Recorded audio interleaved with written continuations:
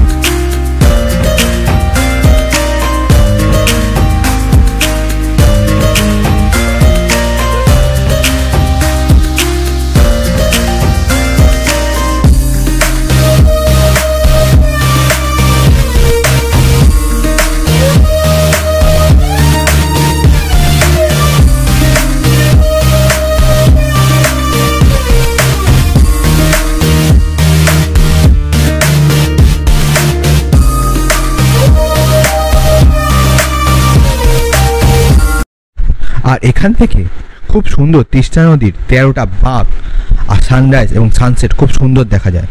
কিন্তু মনের দুঃখের সাথে ফিরে এসেছিলাম সেদিন, তার কারণ সেদিনকে এতটাই ওয়েদার খারাপ ছিল যার জন্য আমরা কিছুই দেখতে পাইনি, যেটা আপনার ভিডিওতে দেখলেন।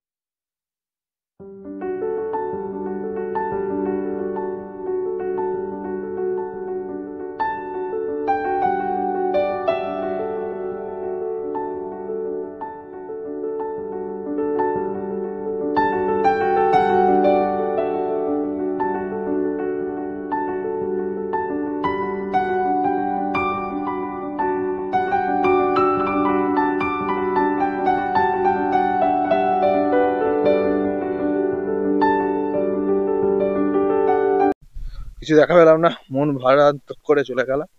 আর আসতে 25 মিনিটের মতো সময় লেগে গেল, আর যেতেও তো আধা ঘন্টা লাগবে, কারণ যেতে অনেকটা ইনক্লাইন্ট রয়েছে। তাই হোটেলে যাই, ব্যাগপত্র পৌঁছাই আর বাড়ির দিকে রওনা দিই। আর ফেরার পথে দেখে নিয়েছিলাম আমরা শিলারিগাঁও ভিউ পয়েন্ট, যেখান থেকে শিলারিগাঁও ছোট্ট জায়গাটি খুব সুন্দরভাবে দেখা যায়।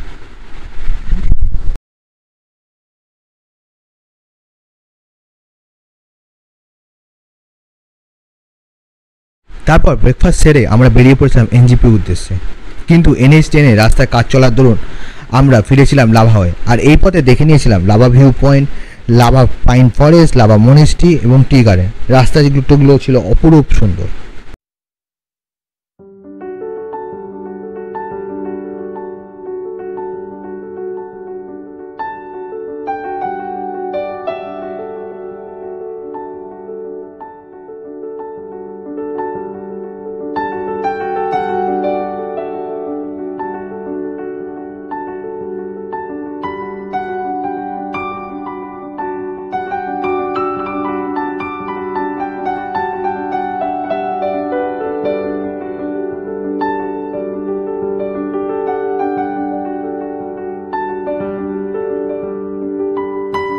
শিলারিগাঁও থেকে লাভার ডিস্টেন্স 22 কিলোমিটার। টাইম লেগে যায় হচ্ছে 40 থেকে 45 মিনিটের মধ্যে আমরা পৌঁছে গেছিলাম হচ্ছে লাভা ভিউ পয়েন্টে।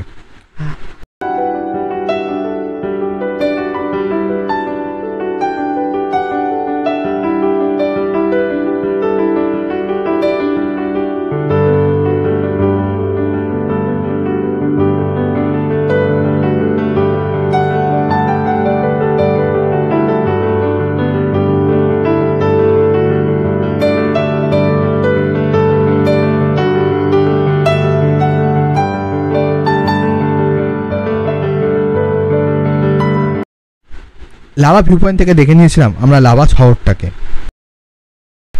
আর এই হচ্ছে লাভা পাইন ফরেস্ট, এর এন্ট্রি ফি 20 টাকা। আমরা এখানে আর ঢুকিনি, কারণ পাইন ফরেস্টে অলরেডি আমরা ঢুকেছি প্রথম জেন পাইন ফরেস্টে, সেই জন্য এবারে এইটা আমরা আর ঢুকিনি। আপনারা চাইলে এখানে ঢুকতেই পারেন। তারপরে আমরা চলে গেছিলাম লাভা মনেস্ট্রিতে। লাভা ভিউ পয়েন্ট থেকে লাভার মনেস্ট্রির ডিস্টেন্স ওই 1.5 কিলোমিটারের মতন, আর আমাদের আসতে 5 মিনিটের মতো সময় লেগেছিল।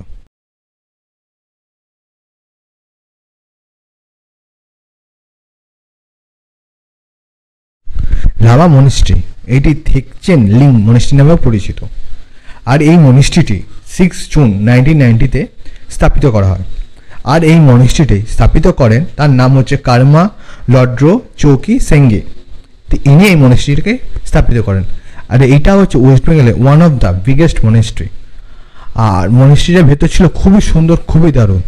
চলুন আপনাদের একবার মনিস্ট্রির ট্যুরটা করিয়ে নিই।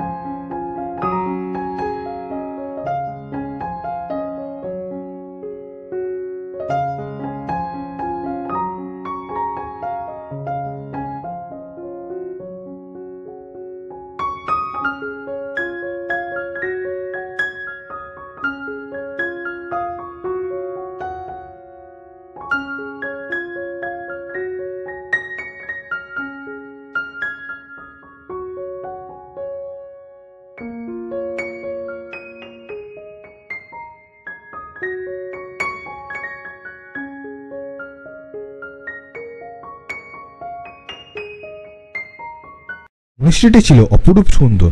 যদি এই রাস্তা দিয়ে না আসতাম তাহলে দেখাই হতো না, তাহলে বলাই চলে আমাদের সাপে বড় হলো।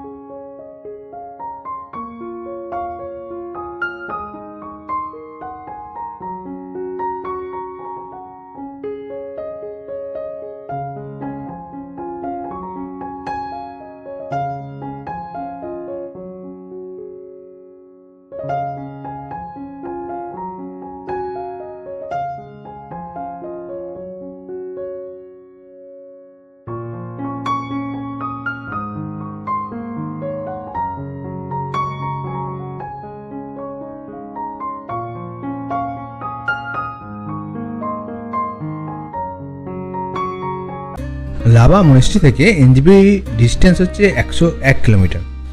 আর এই রাস্তা কভার করতে টাইম লেগে যায় 3 ঘন্টার মতন। আর এর মধ্যে আমরা এখন গরুবাথান টি গার্ডেনে একটু দাঁড়িয়ে ফটো তুলে আমরা বেরিয়ে পড়ব এনজিপির উদ্দেশ্যে। আর আমাদের ট্রেন আছে রাত্রে বলাটা ঠিক হবে না, বিকালবেলায়, বিকেল 5:40-এ উত্তরবঙ্গ এক্সপ্রেস।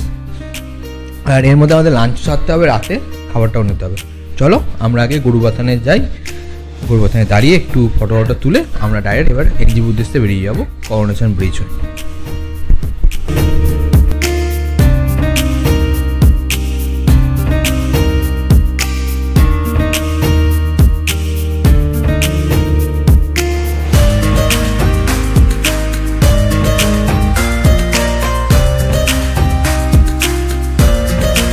লাভা থেকে গরুবাথানের ডিস্টেন্স 38 কিলোমিটার, টাইম লাগলো আসতে 1 ঘন্টা 5 মিনিটের মতন।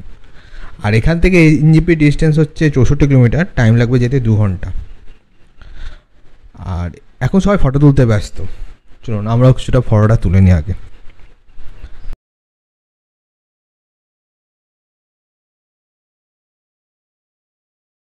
এটাই ছিল আমাদের শেষ স্পট, ছুটি শেষ, এবার ট্রেন ধরার পড়া, মনে সবার এই দুঃখ।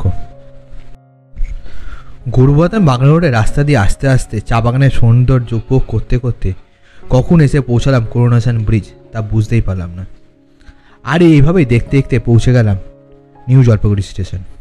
আমাদের ট্রেন ছিল উত্তরবঙ্গ এক্সপ্রেস। সে তার নির্দিষ্ট সময় এসে পৌঁছায় নিউ জলপাইগুড়ি স্টেশন। কত তাড়াতাড়ি এই 4-5টা দিন কেটে গেল বুঝিয়ে উঠতে পারলাম না। আবার ফিরতে হবে ডেলিকার লাইফে, এটাই তো জীবন। এই সিরিজটা কেমন লাগলো অবশ্যই কমেন্ট করে জানাবেন। এইবারের মতন ভিডিওটা এখানেই শেষ হলো, তার সাথে সিরিজটাও। যদি ভালো লেগে থাকে তাহলে অবশ্যই লাইক, কমেন্ট এবং সাবস্ক্রাইব করতে ভুলবেন না। আবারও দেখা হবে কোনো এক নতুন ভিডিওতে, কোনো এক নতুন সিরিজে। চলুন আজকের মতন টাটা।